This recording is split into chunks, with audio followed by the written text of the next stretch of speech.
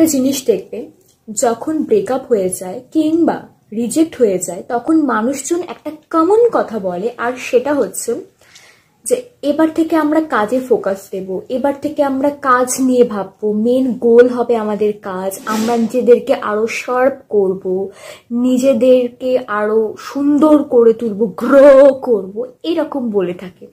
কিন্তু অন্যদিকে আমি রিজেক্ট হয়ে গেলে কিংবা ব্রেকআপ হয়ে গেলে আমি প্রচন্ড ভেঙে পড়ি, প্রচন্ড। ভাই সবে একটা মাল খুঁজে পেয়েছিলাম যার প্রতি আমি ক্রাশ খাচ্ছিলাম, সেই মাল চলে গেলে তো আরেকটা মাল খুঁজতে হবে না, আবার তো আমাকে খোঁজ চালাতে হবে যে আর কার উপরে ক্রাশ খাই, কার উপরে ক্রাশ খাই। হ্যাঁ কি নেই, হ্যাঁ কি নেই, সময়ের বরবাদি।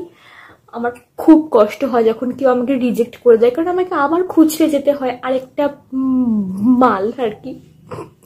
তো এটা থেকে আমি এটাই বলতে চাইছি যে তুমি লাইফে রিজেক্ট হবে, ঠিক আছে, মানে প্রেমের ক্ষেত্রে, অন্য ক্ষেত্রে, প্রেমের ক্ষেত্রে তুমি রিজেক্ট হবে, কিন্তু হাল ছেড়ো না বন্ধু, তোমাকে খুঁজতেই হবে, খুঁজতেই হবে, ততক্ষণ খুঁজেই যাও যতক্ষণ না তুমি অ্যাকসেপ্ট না হচ্ছ, ঠিক আছে। আর ব্রেকআপ লাইফে মানুষের হবেই হবেই হবেই হবেই, তার মানে এই না যে তুমি ভেঙে পড়ে কান্নাকাটি করবে।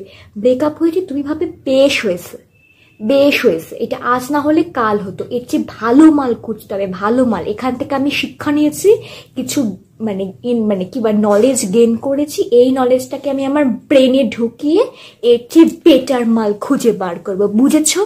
হ্যাঁ কি নেহি? हाँ समझा कि नहीं? समझ में आया कुछ? ভাল লাগে না।